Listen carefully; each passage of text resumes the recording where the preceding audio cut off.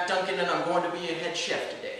And my assistant chef, as always, will be Josh Denson. Woo! We are going to be preparing the Lithuanian Casserole Surprise, and it is extremely tasty, and also, it is a vegetarian recipe, so you don't have to worry about meat. We're going to go ahead and get started. First, we are going to add these delicious unfrosted Pop-Tarts. If you have the frosting on the Pop-Tarts, it really ruins the taste. I like the natural taste of no frosting on the Pop-Tarts, so I'm just going to coat the bottom of the dish with the Pop-Tarts. You can have any filling you want. Yes. Strawberry. Yes. Blueberry. Next, we are going to add these chocolate pudding snack packs into the recipe.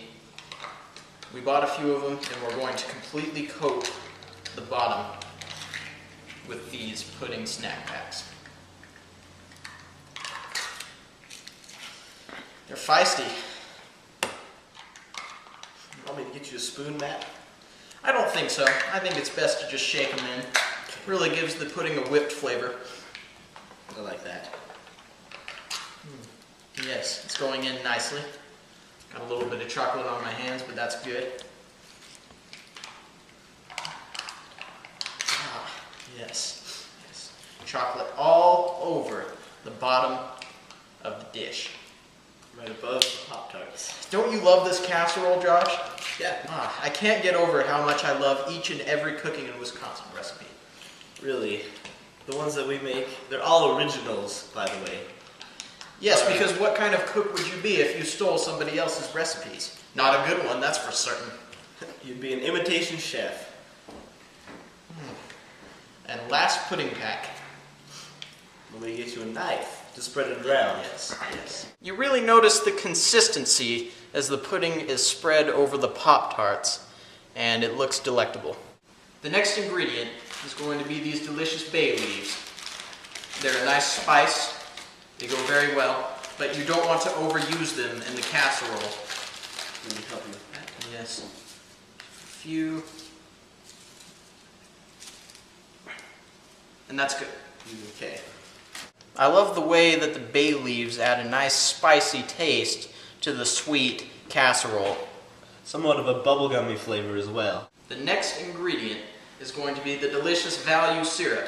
And whenever we can here at Cooking in Wisconsin, we buy the value brands because contrary to popular belief, they actually taste much better.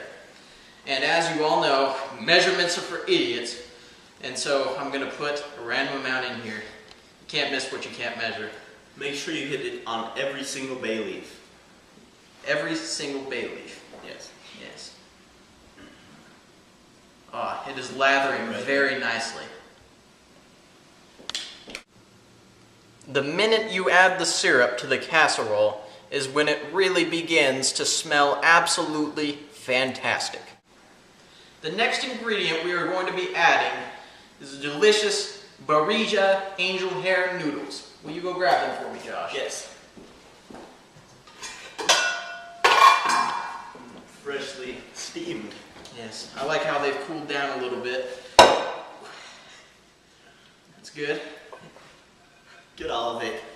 You know you I will, but it has to be consistent. Not in one big chunk. Yes. You don't want normal spaghetti. No. Never. Absolutely not. Normal spaghetti is too chewy. Yes. I really have to concentrate in getting these in. Yeah. Careful. Okay. Nice. Good. Yes. Success at its finest. The noodles taste much better when you have let them cool down for several hours and they have clumped all together, as my guests will see when they try this. The next ingredient is our trademark ingredient here at Cooking in Wisconsin, the delicious Dill Weed. Josh, will you put it in the recipe? Of course.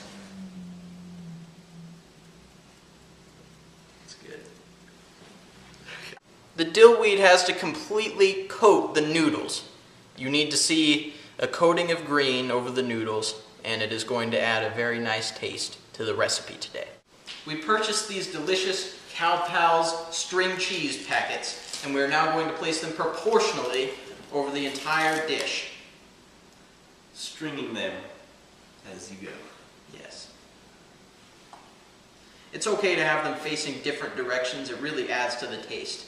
It's subtle things like that that people don't realize add to the taste. They really change the flavor. Yes. Not just the texture, but texture isn't a factor that is involved. Exactly. I would love to feed this recipe to the Queen of England. Yep. Or the King of England. The cheese is obviously going to add a more cheesy flavor to the casserole. The next thing we're going to do is mash down this bread so it evenly coats the surface of the casserole. Don't worry, we've washed our hands.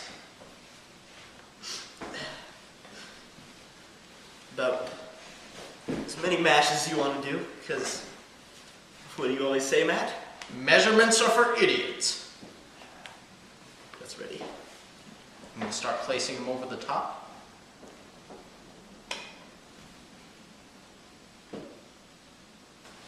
Oh yeah. As you can see, the bread is coating the top of the recipe. And after we add a few garnishments, we will put it in the oven. I'm breaking up these Triscuit crackers and I'm going to put them on top of the recipe. And after Matt does that, I'll be drizzling this easy cheese over the dish. I've really been looking for some buckwheat on the internet, but no luck so far. So hard to find. I think you can get it on the black market. Can you? Yes. We're going to have to discuss this more later. Yes, we will. So, this easy cheese, though, is a nice orange color. It's American. The only kind, really. A country is only as good as its cheese. Yep. The greatest countries have cheeses. Okay, I'm done with the Triscuit crackers and I'm going to ask Josh to evenly spread the cheese. Get this end piece off, because it's all dry and crusty. Of course. A little bit of loop-de-loops in there. And that should do it. Yes. Perfection. Josh is moving up from his apprentice rankings because, as you can see, the design he has done with the easy cheese is profound. This is the finished product, and now all we have to do is heat it in the oven for a while. I don't know how long. Measurements are for idiots, so we will heat it for a random amount of time. We are now going to stick this Lithuanian Casserole Surprise into the oven, because we have now been preheating it. Can you get that put in? Thank you. And another exciting thing about today's episode is that we have cordially invited a few guests to try out this delicious dish, and I'm really hoping that they will enjoy it. The recipe has now been heating for a long time, and I don't know how much time, but Josh, will you go get it out of the oven? Yes. Oh, that wave of heat. It feels good on your face. Nice brown. The cheese is brown. Good. Let me turn that off. The cheese has really browned nicely, which is going to give it a nice cooked taste. And the bread is also hard, which is much better than soft. And I'm sure our guests can't wait to get this into their bellies. I'm so excited to be serving this to you guys today. I've really been wanting to invite you guys over for dinner for a long time, and it really means a lot to me that you guys came. It really has been too long. Can I get you some pepper, Miss Evans? Please. Oh, it smells like a rendezvous. Oh, that's good. Thank you, Matt.